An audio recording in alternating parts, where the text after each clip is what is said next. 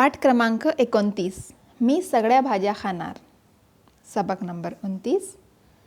मैं सारी सब्जियां खाऊंगा. चित्रे पहा, वाचा. तस्वीरें देखो और पढ़ो. आईने तेजसला ताट वाढले.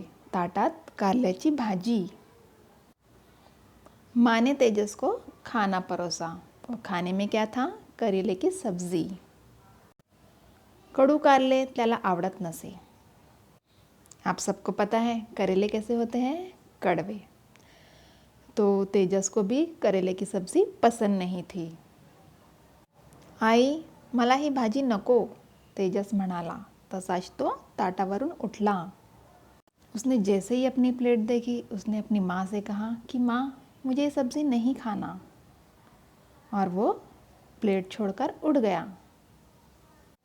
आई तेजसवर खूप रागावली. माँ ने उस पर बहुत गुस्सा किया. आईच्या बोलण्याचा तेजसलाही राग आला. तो उपाशीच झोपला. जब उसकी माँ ने उसे डांटा तो उसको बहुत बुरा लगा और वो खाली पेट ही सो गया. बिना कुछ खाए ऐसे ही सो गया. झोपेत त्याला स्वप्न पडले. स्वप्नात तो मंडईत गेला.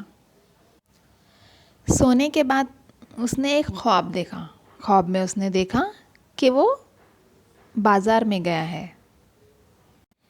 मंडईत भाजीची दुकाने सजलेली. सगळीकडे भाज्याच भाज्या. सब्जी मंडी में उसने क्या देखा कि हर तरफ जो है सब्जियों की दुकानें सजी हुई थी. हर तरफ सिर्फ सब्जियां ही सब्जियां नज़र आ रही थी. बाप रे, किती ह्या भाज्या, तेजस मनातल्या मनात म्हणाला. बाप रे, कितनी सारी सब्जियां, तेजस दिल ही दिल में बोलने लगा. तेवढ्यात तेजसच्या समोर बटाटा आला आणि त्याला म्हणाला. इतने में क्या हुआ? तेजस के सामने आलू आया और उससे कहने लगा, भाजून खा, उकडून खा, तळून खा, वजन वाढायचे तर मला खा. आलू क्या बोलने लगा? आलू ने कहा कि मुझे भून कर खाओ, चाहे उबाल के खाओ या फिर तल के खाओ. अगर अपना वज़न बढ़ाना है तो मुझे खाओ.